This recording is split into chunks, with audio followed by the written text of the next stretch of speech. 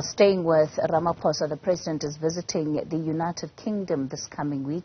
He's set to be the first state leader to be hosted by newly crowned monarch King Charles III. Newzroom Afrika's Govan Whittles is live for us in London tonight. Govan, looks wet and cold where you are tonight, but of course an important week for the president. Tell us about what we can expect. Certainly an important week for the president, Kathy. He's the first head of state to be invited by King Charles III, and some of the clarity on why he's been chosen as the first visit is expected from that. But it is a big week for South Africa. Not only will the president be meeting with King Charles III, he'll also meet with the British Prime Minister. He'll also address the British Parliament, and then of course has a number of engagements with a few of South African businesses that are based here in London. It's cold, it's wet. Before we show you London, let's go through some of the Sunday papers that is customary in London. I've got the Sunday Telegraph here, and as you can see, they've got Rishi Sunak, the British Prime Minister, alongside Vladimir Zelensky, the President of Ukraine. The British PM recently visiting the Ukraine. He's expected to raise Britain's position on Ukraine strongly in that meeting with the President.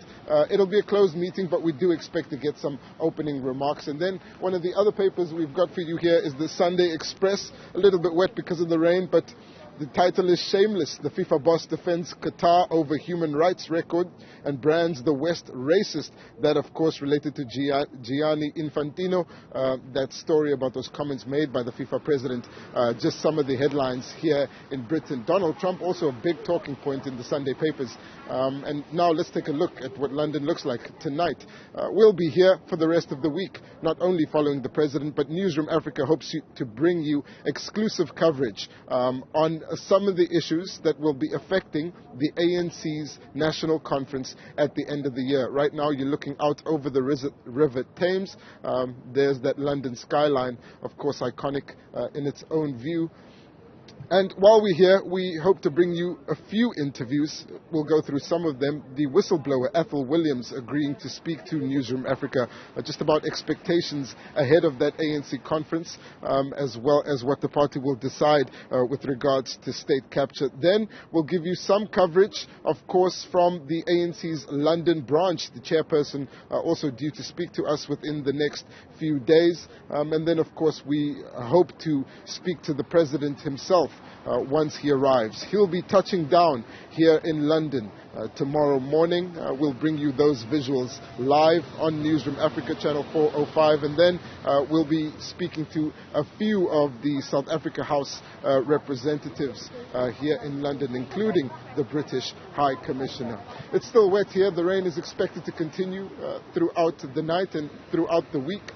But we'll be here speaking to a number of people to get not only their view on South Africa and that crucial ANC conference coming up, but also hope to ask a few important questions to the president about his future and South Africa's relationship with the UK. It's back to you for now. Govan, not a bad spot where you are tonight, and certainly sounds like you're in for one interesting week. So, of course, Govan will be bringing us all of the very latest updates out of London. As President Cyril Ramaphosa, you heard there, being the first head of state to be hosted by King Charles III, also expected to meet then with also the recently installed British Prime Minister.